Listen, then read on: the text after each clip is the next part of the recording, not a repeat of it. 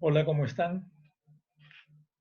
Para facilitarles la lectura del tema número 4, he decidido trabajar el documento, el texto del tema número 4 con ustedes y por tanto voy a compartir pantalla y vamos a ir viendo el texto poco a poco. Porque este texto número 4 es interesante porque culmina en la formulación de la Agenda 2030.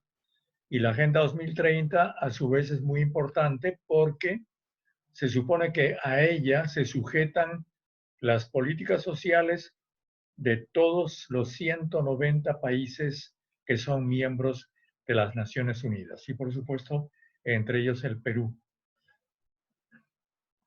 Yo empiezo este texto hablándoles de las dimensiones de la política social hoy día, la necesidad que tienen los estados de legitimarse y esa legitimación, es decir, esa autoridad moral que tienen que tener los estados para poder cobrar impuestos, la obtienen, entre otras líneas, por la aplicación de las políticas sociales. Como sabemos, si tenemos salud, si tenemos educación, vemos que nuestros impuestos están siendo recompensados. Entonces, la salud y la educación son parte fundamental de la política social. Y eso supone que los estados que se respetan a sí mismos tienen que tener, obviamente, una política social bastante bien formulada, articulada y efectiva y eficaz en la atención de las necesidades de los ciudadanos. Y en este documento decimos que la política social tiene varias dimensiones. Una dimensión valorativa, esto es muy importante, lo de los valores, porque es esa dimensión no tangible. Yo no puedo estar con el Estado solamente porque hago un cálculo de costo-beneficio. Ciertamente eso existe también y todos lo hacemos, pero fundamentalmente se supone que si yo pertenezco al Estado peruano, por ejemplo, tengo algún sentimiento de solidaridad y de identificación con mi país. Y eso, que no se puede medir en soles ni en dólares, se llama valor. En la medida en que las sociedades tienen valores existentes y compartidos, en esa misma medida las políticas sociales son posibles, porque si no existieran esos valores, no serían posibles. Y el valor de la solidaridad es uno de los valores muy importantes. Ahora, también decimos en el documento que la política social tiene una dimensión funcional. Es lo que hemos dicho. Es algo que permite al Estado reproducirse, prolongar su existencia. Y eso lo hace además mediante la otra dimensión, que es una dimensión político-institucional. Es decir, que tiene que estar muy involucrado con las instituciones, pero en este caso no entendemos instituciones solamente como organizaciones, sino como costumbres. Se supone que está institucionalizado aquello que la gente hace sin necesidad de que lo manden, de que se lo ordenen. Por ejemplo, ya está institucionalizado en nuestro país que si tomamos un auto y lo manejamos, nos ponemos el cinturón de seguridad. Nadie nos lo obliga. Claro, sabemos que si no lo ponemos, tendremos una multa, pero ya no lo hacemos por la multa, lo hacemos por hábito. Esos hábitos, esos conjuntos de costumbres, a eso se le llama instituciones también en una sociedad. Y deberíamos tener institucionalizado el criterio de que la inversión en educación es muy importante. Por ejemplo, Entonces, en este tipo de institucionalización se basa la política social. Otro punto que tocamos en este documento son los modelos de la política social. Tenemos que tener en cuenta que aquí citamos los modelos solamente como una cuestión didáctica, porque estos modelos no se rigen al pie de la letra en los países. No los vamos a encontrar puros en ningún país. Los encontramos más o menos mezclados. Yo me guío en esta parte del curso por las ideas de Gösta Spin Andersen, que es el primer especialista en política social quizá en el mundo, y que entre uno de sus numerosos libros tiene el libro que yo cito en este curso, que se llama Los tres mundos del capitalismo del bienestar. Entonces, Spin Andersen nos habla de los siguientes modelos en cuanto al rol del Estado. El modelo marginal. En el modelo marginal, el Estado interviene solo en aquello que los individuos no pueden solucionar por ellos mismos. Si tú puedes pagar tu hospital, págalo. El Estado ya no interviene.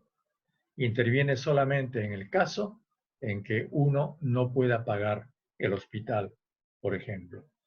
Cuando ese modelo existe, eso es en los países de extremo liberalismo, como por ejemplo en algunos estados de los Estados Unidos, se habla de que existe un modelo marginal o residual. Es decir, el Estado está al margen. Por eso se dice modelo marginal.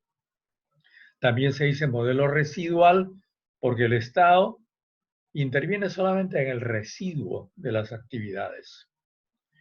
El otro extremo, el otro polo, es el modelo, según Spin Andersen, integral o institucional.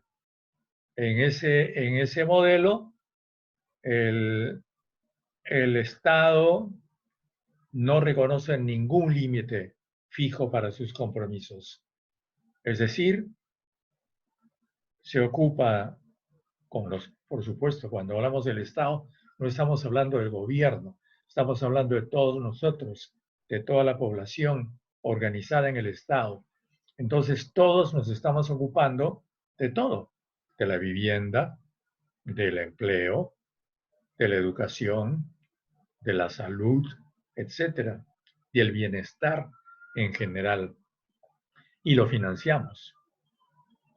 El lugar donde se ha dado con más entusiasmo este modelo, el modelo institucional, es en Suecia, que como ya les he dicho varias veces, es un paradigma de esta política social integral, con su modelo institucional, que libera a los derechos sociales de su relación con el mercado y con los ingresos.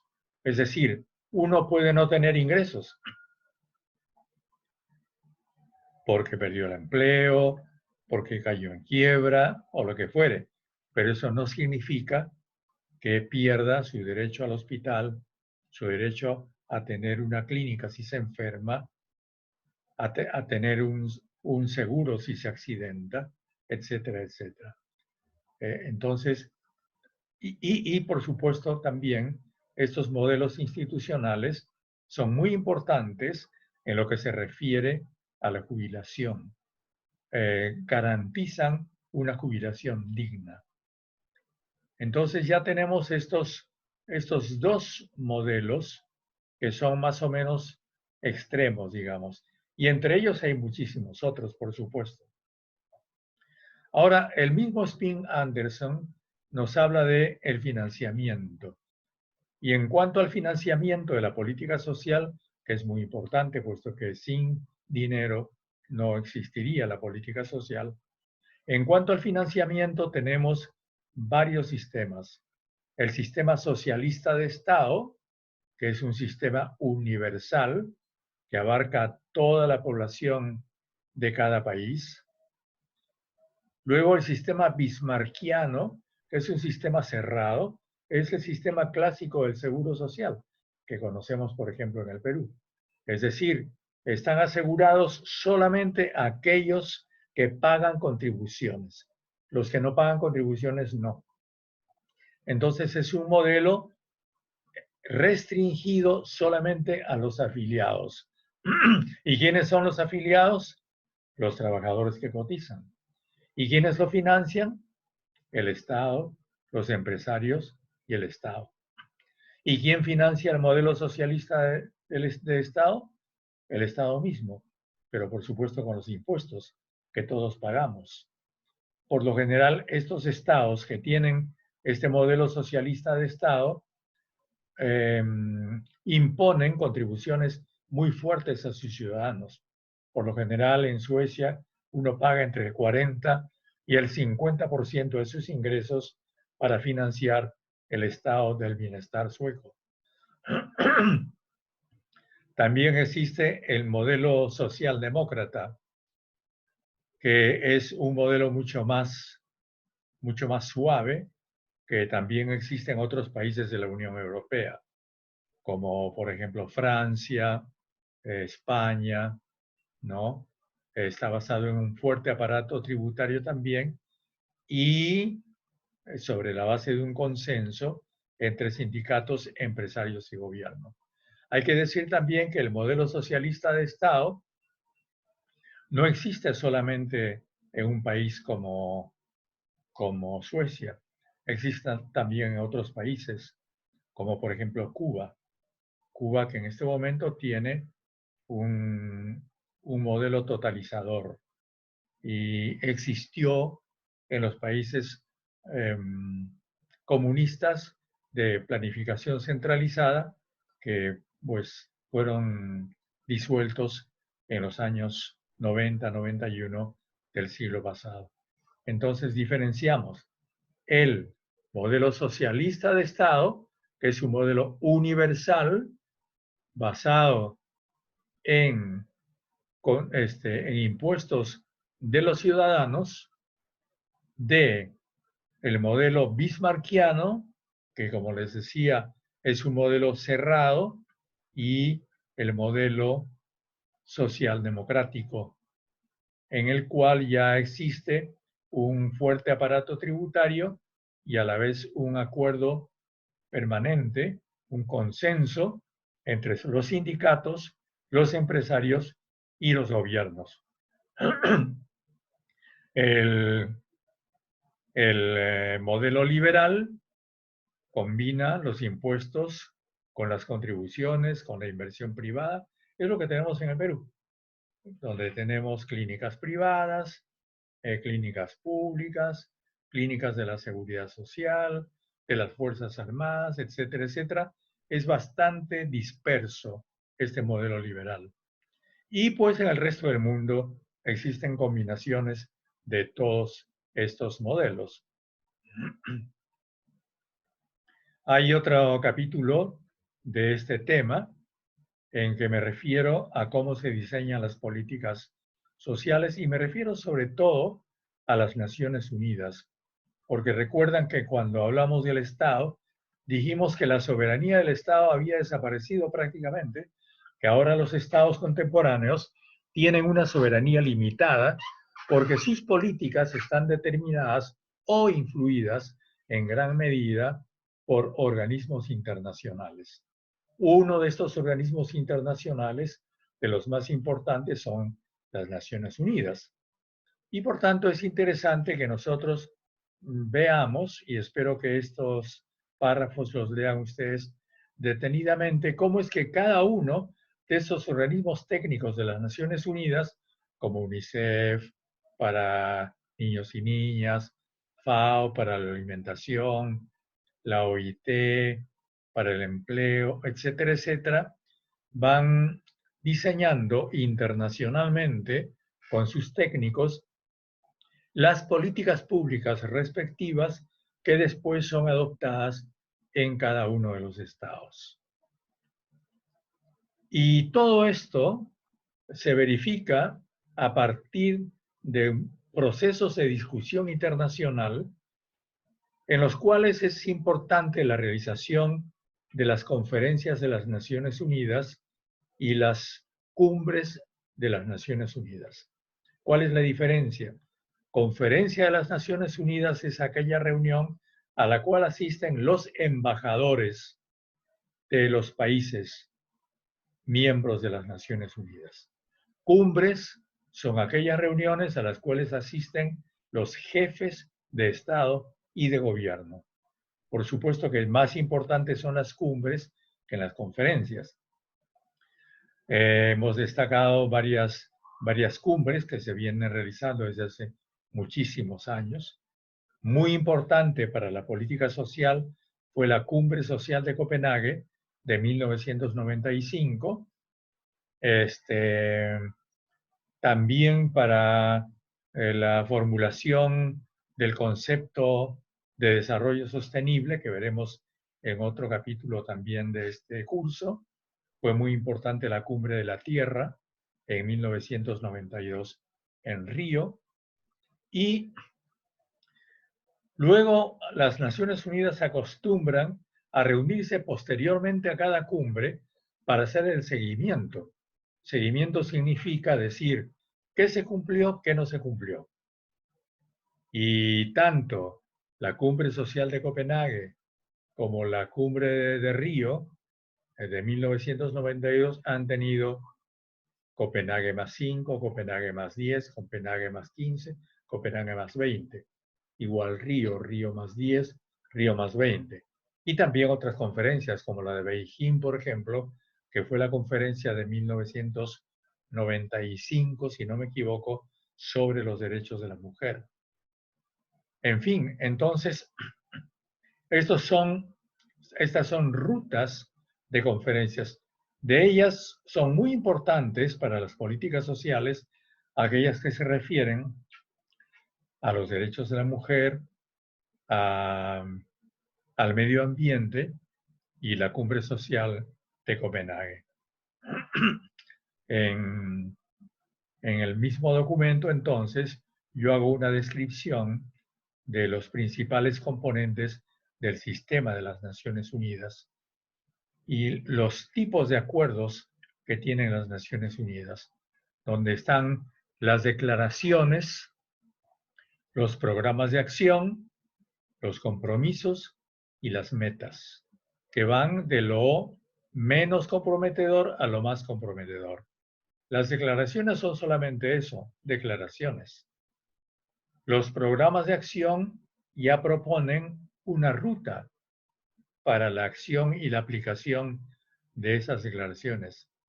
Los compromisos son expresiones de voluntad y finalmente las metas ya son objetivos cuantificados, precisos de lo que hay que obtener. Entonces, hay conferencias que han logrado metas y otras que no. Para nosotros son muy importantes las metas de tanto de la Cumbre del Milenio como de la Agenda 2030, que es la más reciente. ¿Qué más podemos decir sobre esto para ayudarnos un poco a leer el documento? Sobre desarrollo sostenible, que es el punto 4.5 de aquí, vamos a volver en el siguiente capítulo, de manera que por el momento lo dejo ahí, igual que sobre el proceso del Club de Roma, que fue el primer grupo de científicos que advirtió al mundo sobre el peligro de desarrollar un crecimiento sin límites. Por eso es que el famoso informe de Dennis Meadows y de Donald Meadows de 1972 se titula Los límites del crecimiento. Sobre eso vamos a volver después. Pero de todos modos es interesante que nosotros avancemos sobre ese criterio aquí. Y pues finalmente tenemos ya todo el conjunto de la Agenda 2030, bajo cuyo curso estamos hoy día en todos los países. Estos son entonces los objetivos del desarrollo sostenible de la Agenda 2030. Como ustedes verán, son bastante ambiciosos. La eliminación de la pobreza, el primero de ellos, bueno, son 17 objetivos para el desarrollo sostenible. Cada uno tiene sus metas y pues también les estoy poniendo un enlace para que ustedes puedan entrar a la página de Naciones Unidas, donde está el texto de esos objetivos. Los objetivos son entonces el fin de la pobreza, hambre cero, como que ustedes comprenderán, muy ambicioso, obtener la salud y el bienestar, educación de calidad, igualdad de género, agua limpia y saneamiento, muy importante, sobre todo en esta época del virus, del coronavirus, energía asequible y no contaminante, trabajo decente y crecimiento económico, industria, innovación e infraestructura, reducción de las desigualdades, ciudades y comunidades sostenibles, producción y consumo responsables, acción por el clima, protección de la vida submarina, de la vida de ecosistemas terrestres, paz, justicia e instituciones sólidas y el final, que es un objetivo, vamos a decir, operativo, alianzas para lograr estos objetivos. Muy bien, eso es todo. Espero que esta rápida exposición les sirva como una ayuda en su lectura del documento. Recuerden leer no solamente los textos, estos textos son obligatorios para el curso, sino también las lecturas que son complementarias que les van a servir muchísimo. Entonces, dejo de compartir pantalla y me despido hasta la próxima exposición. Que les vaya muy bien. Nos vemos.